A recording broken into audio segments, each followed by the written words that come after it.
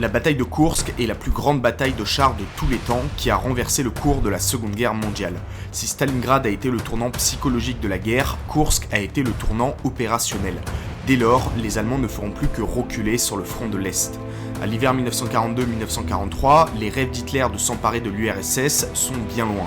Au nord, le siège de Leningrad est une impasse, au centre, les Allemands ont été repoussés de Moscou, et au sud, une contre-attaque soviétique a chassé les Allemands de Stalingrad en détruisant la 6e armée de Paulus. Les Allemands reculent, mais conservent toutes leurs capacités offensives. L'armée rouge, en excès de confiance, subit des contre-attaques comme à Kharkov où ils perdent la ville. Au printemps 1943, un saillant soviétique au centre du front se dessine dans la région de Koursk. Hitler veut l'exploiter, lancer une attaque en pince, encercler les armées soviétiques et reprendre l'avantage. L'objectif d'Hitler est probablement d'infliger un revers suffisamment sévère à l'URSS pour l'obliger à négocier pour que l'Allemagne puisse se concentrer sur le front de l'Ouest où le débarquement allié est imminent. Mais les soviétiques sont parfaitement informés des intentions allemandes par leurs services de renseignement et leurs agents doubles. En fait, il n'y a qu'à avoir une carte sous les yeux pour deviner que les Allemands vont lancer une attaque. Le commandement soviétique n'est même pas rassuré car l'attaque sur Koursk est trop évidente, les Allemands bluffent peut-être. L'armée rouge mobilise la population pour construire des lignes de défense, des milliers de kilomètres de tranchées, de fossés anti-chars, des centaines de milliers de mines. Le général Yukov arrive à convaincre Staline qu'il faut laisser les Allemands attaquer et s'épuiser sur leur défense pour ensuite les repousser avec une contre-attaque. Les forces mobilisées sont ahurissantes.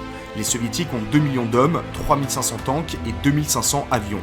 Les Allemands ont 900 000 hommes, 2700 chars, dont les terribles Panther et Tigre, et 1800 avions.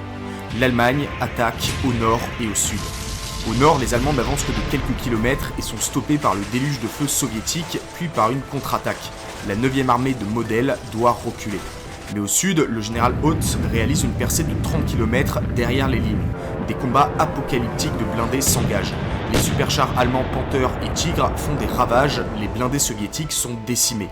À ce moment-là, les soviétiques prennent peur et se rendent compte qu'une victoire allemande est possible sur ce flanc sud.